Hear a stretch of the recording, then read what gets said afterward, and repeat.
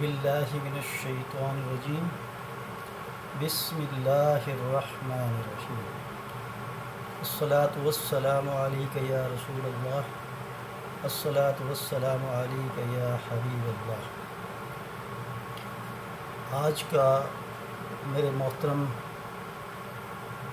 سامعین، ناظرین، سب کو میں السلام علیکم ورحمۃ اللہ وبرکاتہ عرض کرتا ہوں۔ آج انتہائی اہم موضوع پر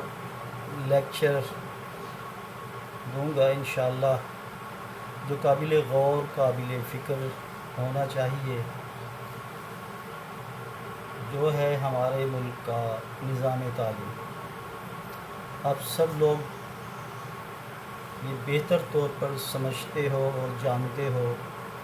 کہ جو ہمارے ملک کا نظام تعلیم ہے، جو یونیورسٹیز لیول پر جا کر، ہائر ایجوکیشن میں جا کر یہ کو ایجوکیشن سسٹم بن جاتا ہے، اور جبکہ ہمارا ملک ایک اسلامی اور ایک نظریاتی ملک ہے، جو کلمے کی بنیاد پر قائم کیا گیا، اسلام کے نظریے پر قائم کیا گیا۔ پھر ہماری یونیورسٹیز کے اندر نوجوان بچیاں اور نوجوان لڑکے، چاہے وہ میڈیکل کالجز ہوں، ایگریکلچر یونیورسٹیز ہوں، یا عام جامعات ہوں، یا کوئی انجینئرنگ یونیورسٹیز ہیں، سب سسٹم کو ایجوکیشن سسٹم ہے۔ اور اس کو ایجوکیشن سسٹم میں ایک تو کو ایجوکیشن سسٹم اسلامی تعلیمات کے منافی ہے۔ دوسرا جو اس میں سب سے بڑی قباحت اور پریشانی ہے وہ یہ ہے کہ جو ہمارا نظام تعلیم ہے وہ بہت زیادہ مہنگا ہو گیا ہے، کاسٹلی ہو گیا ہے، اس کے اخراجات بہت زیادہ ہو گئے ہیں، جس کی وجہ سے جو غریب اور مڈل کلاس گھروں سے جو بچیاں ہائر ایجوکیشن یا یونیورسٹیز لیول پر جاتی ہیں تو ان کے مسائل ہوتے ہیں اور مالی مسائل کا سامنا کرنا پڑتا ہے، لیکن خواہش ہر انسان کے دل میں ہوتی ہے کہ وہ اپنی تعلیم کو مکمل کر کے کسی مقام اور کسی مرتبے تک جا پہنچے، جو اس کی زندگی کا ایک گول، ایک ٹارگٹ بناتا ہے، اس کے لیے کوشش اور سٹرگل بھی کرتا ہے، اور وہ بچے اور بچیاں بھی یہی سٹرگل کر رہی ہوتی ہیں۔ تو اسی ساری مشکلوں کی وجہ سے جو ہمارے اساتذہ کرام ہیں وہ آج اپنے حقوق، جو اساتذہ کے حقوق کو تو یاد رکھتے ہیں، اور اسٹوڈنٹس کے حقوق اور ان کے معاملات کو بھول جاتے ہیں۔ جب اساتذہ نے استاد ہونے کا حق ادا نہیں کیا تو پھر ان کے معاملات بھی اسی طرف چل نکلے ہیں۔ استاد کا آج وہ مقام، وہ مرتبہ نہیں ہے، وہ کمرشلائز ہو گیا ہے، وہ ٹیوشن اکیڈمیوں میں چلا گیا ہے۔ پہلے کے اساتذہ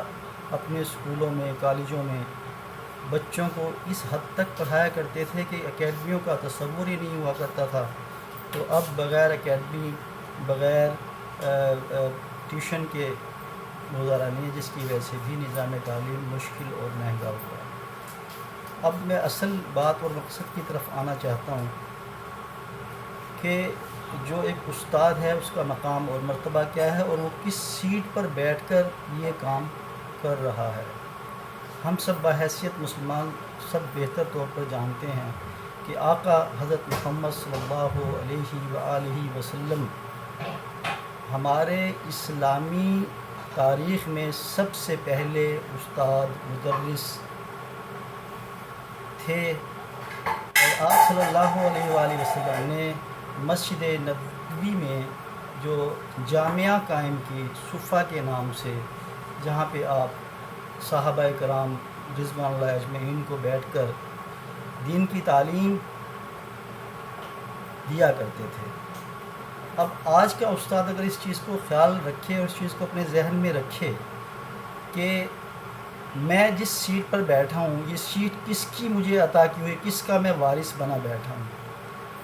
تو یہ سیٹ میری ان تمام محترم اساتذہ کرام سے گزارش ہے اور ان کو ریمائنڈ کرانا چاہتا ہوں کہ یہ آقا صلی اللہ علیہ وآلہ وسلم کی سیٹ کے تم وارث بنے ہوئے بیٹھے ہو، تو تمہیں دیکھنا اور سوچنا چاہیے کہ تمہارا مقام اور مرتبہ کیا ہے اور اس سیٹ کے اس مقام کے حقوق کیا ہیں. اب میں اپنی اصل مقصد کی طرف آتا ہوں. جیسے کہ آپ کے سامنے یہ سارا معاملہ آیا بہاولپور کی اسلامیہ یونیورسٹی، وہاں پہ سکینڈل سامنے آیا، مزید زیادہ گیا نینجا کو سب کو پتہ ہے، پورے ملک کو پتہ ہے، اور میڈیا آج کل پوری دنیا میں چلتا ہے تو ممکن ہے پوری دنیا کو بھی پتہ ہو اسلامیہ یونیورسٹی کا جو سکینڈل آیا اور اس میں بہت بڑے بڑے نام آئے. تو اس وقت کی نگران گورنمنٹ انکوائری کر رہی ہے. امید ہے انشاءاللہ اللہ کرے وہ حق اور انصاف سے معاملات کو دیکھیں اور جو جن لوگوں نے اس میں ایک منفی رول ادا کیا ہے ان کو سخت سے سخت قانون کے مطابق سزائیں دی جائیں، تاکہ آئندہ ایسے بدنما انسان، بھیڑیے نما انسان جو استاد تو کیا انسانیت کے بھی حقدار نہیں ہیں، اور جو لوگ بھی اس میں ملوث تھے، وہاں کے اسٹوڈنٹس، وہاں کا عملہ جو بھی تھا، ان کو انتہائی سخت ترین سزائیں دی جائیں تاکہ ایک اسلامی ریاست کا تصور ہر ایک کے ذہن میں اجاگر ہو کہ یہ ایک اسلامی ملک ہے، یہاں اگر کوئی جرم ہوا تو اس کو سزا بھی اسی کے حساب سے دی گئی ہے، تاکہ اس غلط کام کی حوصلہ افزائی نہ ہو، حوصلہ شکنی ہو، اور آئندہ آنے والی نسلیں ہماری اس کام سے محفوظ رہیں. اسی طرح بہاولپور کا جو سکینڈل تھا اسلامی بہت زیادہ مشہور ہوا، پبلش بہت زیادہ ہوا. اسی طرح ایک واقعہ ہمارے ریجی خان میں بھی ہوا، غازی یونیورسٹی ڈیرہ غازی خان میں بھی ایسے ہی ہوا. اساتذہ نے بچیوں کو بلیک میل کیا اور ان کے ساتھ بدفعلی کے مرتکب ہوئے، وہ معاملہ بھی چل رہا ہے. امید ہے نگران گورنمنٹ اس معاملے کو بھی بہتر طور پہ ہینڈل کرے گی، اور انشاءاللہ میں امید رکھتا ہوں اس کو بھی قانون کے مطابق سخت ترین سزائیں دی جائیں تاکہ ان کی حوصلہ شکنی ہو، اور اس طرح سے جو والدین ہیں بچیوں کے ان کی حوصلہ افزائی ہوگی، اور انہیں اپنے بچیوں کو یونیورسٹیز میں بھیجتے ہوئے یہ احساس ہو کہ ہمارے بچے بچی یونیورسٹیز میں سیکیور ہیں اور وہ اپنی تعلیم پہ. دوسرا، والدین کی بھی کچھ اخلاقی ذمہ داریاں بنتی ہیں. میں سمجھتا ہوں کہ وہ بھی اپنے بچوں پر گہری نظر رکھیں، یونیورسٹیز میں ان کے ماہانہ طور پر یا 15 ڈیز کے بعد جائیں، وزٹ کریں، ان کے اساتذہ سے ملیں، ان کی تعلیمی معاملات، ان کی تعلیمی قابلیت کو مد نظر رکھیں، ان کی دیکھ بھال کریں. یہ بھی والدین کی ذمہ داری میں آتا ہے، اور ان کے ماحول، ان کے اٹھنے بیٹھنے، ان کے تمام ایکٹیویٹیز کو مد نظر رکھیں. تو اس کے بعد گزارش یہ تھی کہ اس کا حل کیا ہے اس مسئلے کا، کیونکہ کوئی بھی پرابلم ہوتی ہے تو ہمیں اس کے حل کی طرف آنا پڑتا ہے. اور میری ایک رائے یہ ہو سکتی ہے کہ اس کا حل ہے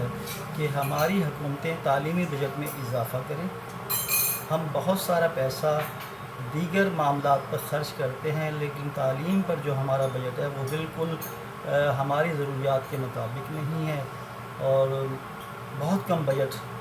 میرے اندازے 4% یا 3% کوئی ایسے ہی سالانہ بجٹ رکھتے ہیں.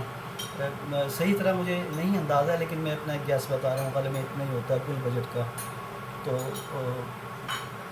یہ بہت کم ہے. تعلیمی بجٹ کو بڑھا کر ہر ڈسٹرکٹ لیول پر یا ڈویژنل لیول پر